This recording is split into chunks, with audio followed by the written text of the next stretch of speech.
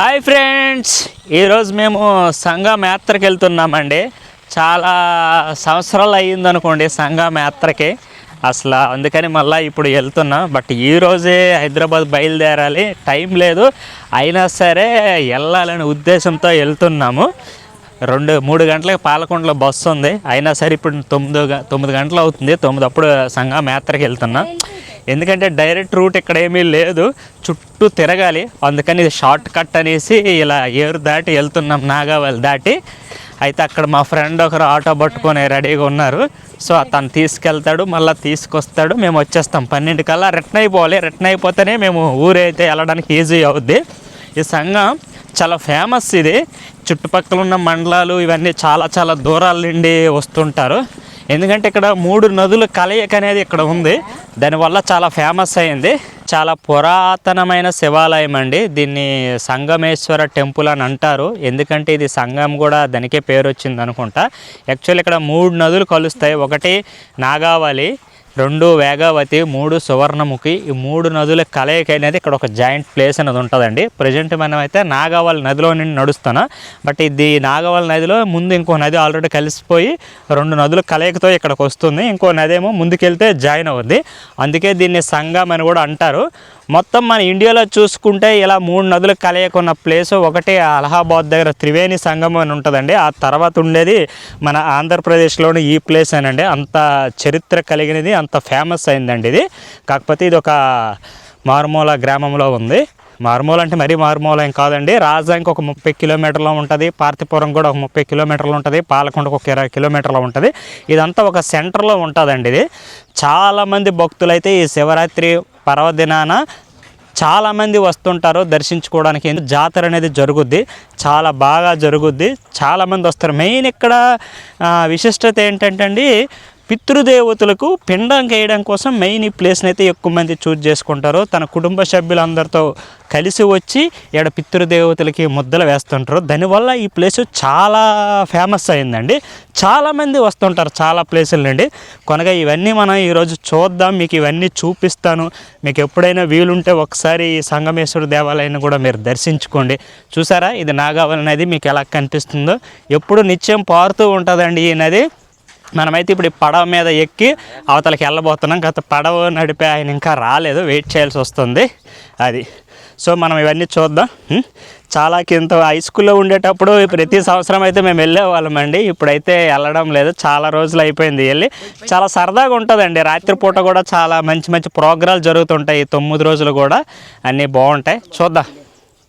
ప్రతి శివరాత్రికి తెల్లవారుజామున 2కో 3కో లేచిపోయి ఏట్లో దిగి వెళ్ళిపోయేవాళ్ళం గుడికి. ఎందుకంటే అందరూ వస్తారు కదా, ఖాళీ ఉండదు. ఆ టైంలో అయితే ఖాళీగా ఉంటుందని.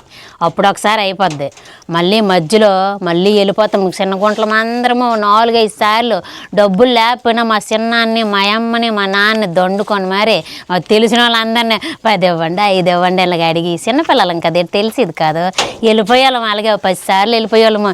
ఎంతకని ఏట్లు దిగిపోవడం వెళ్ళిపోవడం. ఇప్పుడంతే ఏట్లలో దిగలేము, ఎందుకంటే ఇక్కడికి వస్తుంది. అప్పుడు నీరు ఉండేది కాదు, చాలా సరదాగా ఉండేది. రంగులు రావటం, ఇప్పుడైతే జాయింట్ వీళ్ళు.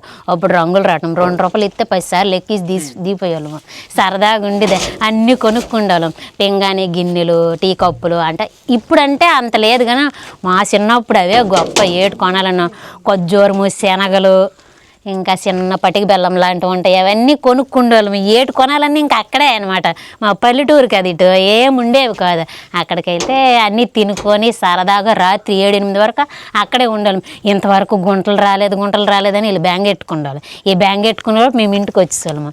చాలా సరదాగా ఉండేది. ఇప్పుడు ఆ రోజులు తడుచుకుంటుంటే చాలా హ్యాపీ అనిపిస్తుంది. ఇప్పుడు ఎవరు లేరు మా ఫ్రెండ్స్. ఇదిగో మా పిల్లలు, మేము, మా తమ్ముడాలతోనే వెళ్తున్నాము. రాత్రికి వెళ్తే బాగుంటుంది కానీ మేము ఈరోజు ఊరు వెళ్ళిపోతున్నాము. అందుకనే ఇప్పుడు తొందరగా వెళ్ళి తొందరగా వచ్చేస్తాం. యాక్చువల్లీ నదిలో దిక్కుంటా బ్రిడ్జి మీదలు కూడా రావచ్చు. ఇక్కడ వీరగొట్టం మీదుగా వెళ్ళి ఋషింగి దగ్గర ఒక బ్రిడ్జి వేశారు, దాని మీద కూడా రావచ్చు. లేదంటే పాలకొండ మీదలు వెళ్ళి సైకిల్ దగ్గర ఒక బ్రిడ్జి వేశారు, దాని మీద కూడా రావచ్చు. బట్ అంటే ఇవన్నీ లాంగ్ డిస్టెన్స్ అవుతాయనేసి చాలామంది ఇలానే ప్రయాణాలు చేస్తారు. ఎందుకంటే ఇవి చాలా తక్కువ కిలోమీటర్స్లో వెళ్ళిపోవచ్చు. జస్ట్ ఈ ఏర్ దాటామంటే చాలు. అందరూ నడుచుకొని వెళ్తాను. ఎలాగా 50 కిలోమీటర్ అయితే మనం నడుచుకొని వెళ్ళాలి. చిన్నప్పుడైతే ఎడ్లు బండ్ల మీద ఎక్కి వెళ్ళేవాళ్ళం, తర్వాత నడుచుకుంటూ వెళ్ళేవాళ్ళం. ఇప్పుడేమో ఇక్కడ వరకు ఆటోలు వస్తున్నాయి, ఆటోల మీద వెళ్తున్నా. అబ్బాయి ఇది ఎన్నో రోజు ఇది 4వ రోజు అంటే ఇది. ఈ 9 రోజులు కూడా బాగా గ్రాండ్గా ఉంటాయి. ప్రతిరోజు కూడా కొన్ని లక్షల మంది భక్తులు అయితే ఇక్కడికి వస్తుంటారు. అంత దినిగా ఉంటుంది ఇక్కడ. చూద్దాం. ఇవన్నీ కూడా ఇక్కడే వంట పాత్రలన్నీ తెచ్చుకొని ఉదయాన్నే వచ్చి ఇక్కడే వండుకొని పితృదేవతలకి ముద్దలు వేసి తినుకొని తర్వాత దైవ దర్శనం అయితే చేసుకుంటారు. యాత్రను చూసుకొని వెళ్తుంటారు. అలా చాలా ఊర్ల నుండి అయితే వస్తుంటారు. మీరే చూస్తున్నారు కదా ఇక్కడే సిచ్యువేషన్. ఇంకా తోటల్లో చాలామంది వండుకొని ఉంటారు. ఇదేనండి ఆ శివాలయం. దీనిని బలరాముడు ప్రతిష్ఠించాడని చరిత్ర చెబుతుంది. ద్వాపర యుగంలో బలరాముడు ఏకకాలంలోనే నాగావళి నదీ తీరమున 5 శివలింగాలను ప్రతిష్ఠించినట్లు పురాణాలు చెబుతున్నాయి.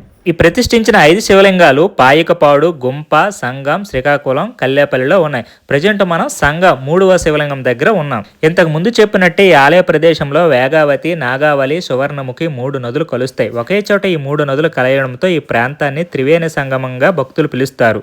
ఈ సంగమంలో స్నానాలు ఆచరించి సంగమేశ్వరుని దర్శించుకుంటే పుణ్యం లభిస్తుందని భక్తుల ప్రగాఢ నమ్మకం. ఈ ప్రాంతంలో వంటూ వార్పులు చేసి పితృదేవతలకి పిండ ప్రదానం చేస్తే వారి ఆత్మకు శాంతి చేకూరుతుందని భక్తుల నమ్మకం. మొత్తం ఇక్కడ శివరాత్రి ఉత్సవాలు 7 రోజులైతే చాలా ఘనంగా జరుగుతుంటాయి. రాత్రిపూట వివిధ రకమైన సంస్కృత కార్యక్రమాలు కూడా జరుపుతుంటారు. ప్రతిరోజు లక్షల్లో భక్తులు అయితే వస్తుంటారు. మిగతా రోజుల్లో కూడా ఈ ఆలయం తెరిచే ఉంటుంది. భక్తులు కూడా వస్తుంటారు. ఈ శివరాత్రి సమయంలో 50 రూపాయల దర్శనం, 20 రూపాయల దర్శనం అయితే పెట్టారు. ఉచిత దర్శనం అంటూ ఎటువంటిది పెట్టలేదు. చాలా దూరం నుండి వృద్ధులు, పేదవాళ్ళు నడుచుకుని వస్తున్నారు. చూస్తున్నారు మీరు ఆల్రెడీ వీడియోలో. ఒక్కసారి 20 రూపాయల దర్శనం అనేసరికి ఒక్కసారి జంకుతున్నారు.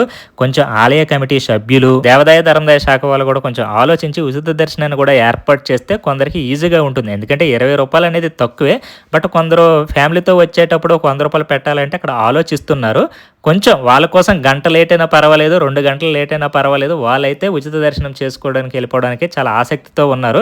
కనీసం వచ్చే సంవత్సరం నిండని ఉచిత దర్శనం ఏర్పాటు చేస్తారని ఆశిస్తున్నాను. మాకైతే సంగమేశ్వర దర్శనం అయితే అయిపోయిందండి. ఇంకా దర్శనం అయిపోయిన తర్వాత ఇంకేముందండి, జాతరలు అలా 2-3 రౌండ్లు అయితే తిరిగాము. రంగులు రాట్నం ఎక్కాము. ఇంకేం కావాలంటే ఎక్కి అందరిని అయితే కలుస్తున్నాము. ఇంకా జాతరకు వస్తే మేము చిన్నప్పుడు చాలా ఆడుకునే ఐటమ్స్ ఇవన్నీ కొనుక్కునే వాళ్ళం. ఇప్పుడు పెద్దవాళ్ళు అయిపోయాం కదా, మేము కొనట్లేదు. ఇదిగో మా పాప కొనమని చెప్తే మా పాప కోసం అయితే కొంటున్నాము. ఎప్పుడైనా సరే మీకు వీలుంటే ఈ ఏరియాకు వస్తే మాత్రం ఈ సంగమేశ్వర దేవాలయాన్ని అయితే దర్శించుకోండి. శివరాత్రి సమయంలోనే కాదు, మిగతా సమయంలో కూడా మీరు దర్శించుకోవచ్చు. చాలా రోడ్డు మార్గం అయితే ఈజీగానే ఉంటుంది.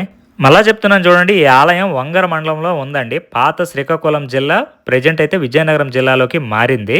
ఇది రాజానికి ఒక 30 కిలోమీటర్ల దగ్గరలో ఉంటుంది. పార్థిపురం కూడా అంతే 30 కిలోమీటర్ల దగ్గరలో ఉంటుంది. పాలకొండకైతే ఒక 20 కిలోమీటర్ల దగ్గరలో అయితే ఉంటుంది. మీకు చెప్పడం మర్చిపోయాను, మా మండలం ఈ ఆలయం ఉన్న మండలం కూడా ఒకటేనండి, వంగర మండలం. మాకు ఈ ఆలయానికి ఒక 8 కిలోమీటర్ల వరకు అయితే ఉండొచ్చు.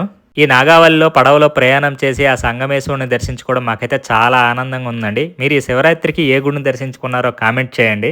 మాకు ఇంకా సాయంత్రం వరకు ఉండాలని ఉంది, కానీ మాకు ఇంకా బస్సుకు టైం అయిపోతుంది అనేసి అయితే మేము రిటర్న్ అయిపోయాం. అప్పటికే దగ్గర 11:30 అయిపోయింది అనుకుంటా రిటర్న్ అయిపోయి. ఇంక ఇంటికి వెళ్ళేసరికి అయితే దగ్గర 12 అయితే అయ్యింది. Thanks for watching. Bye bye.